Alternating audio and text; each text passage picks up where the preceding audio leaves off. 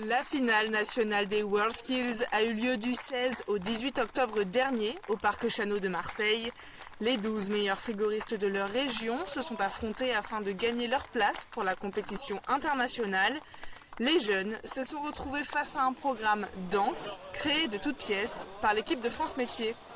Première journée, je leur demandais de fabriquer l'évaporateur qui représente un panda pour la Chine, qui est la prochaine compétition à Shanghai.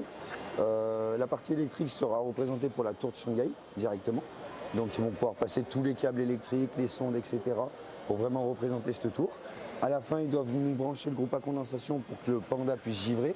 Et le petite particularité qu'on a eu ce matin, les 2 petites heures de spin module avec le 2026, l'année de compétition internationale. Alors les jeunes ont été surpris la première demi-heure de compétition avec les jurys, puisqu'ils ont l'habitude à des installations un peu plus classiques. Et là on a voulu vraiment lever le niveau puisqu'on avait beaucoup de compétiteurs qui faisaient une deuxième compétition nationale. Donc on a levé le niveau au niveau européen, international.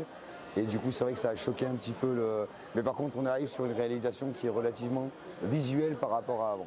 Vous mettiez du scotch pour sécuriser, pour que personne puisse se piquer. Même ressenti du côté des compétiteurs. Alors au début, j'ai beaucoup stressé, je suis assez défaitiste et du coup je me suis parti complètement défaitiste. J'ai dit mais c'est impossible, je vais pas y arriver, etc.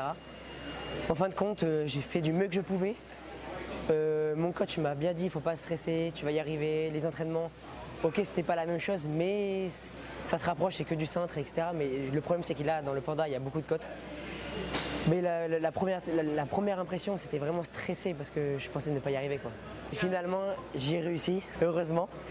Mais franchement, ça va. Juste le problème, c'est les côtes que j'ai du mal un peu à gérer. Et après, le stress, mais il faut vraiment pas stresser. On est là, c'est beau. on est déjà meilleur de sa région, quoi. Le sujet, je trouve qu'il change vachement des années précédentes. J'avais regardé les anciens sujets et j'avais pas vu de sujet comme celui-ci. Donc franchement, il me plaît et ça fait un petit challenge en plus, quoi. Franchement, je me sens bien. Je vois que mon installation elle avance, donc je suis content que ça se passe comme ça. Et puis on va pas lâcher, cet après on va tout donner, demain matin pareil, donc voilà. Et autre nouveauté cette année, un compétiteur venu tout droit de La Réunion.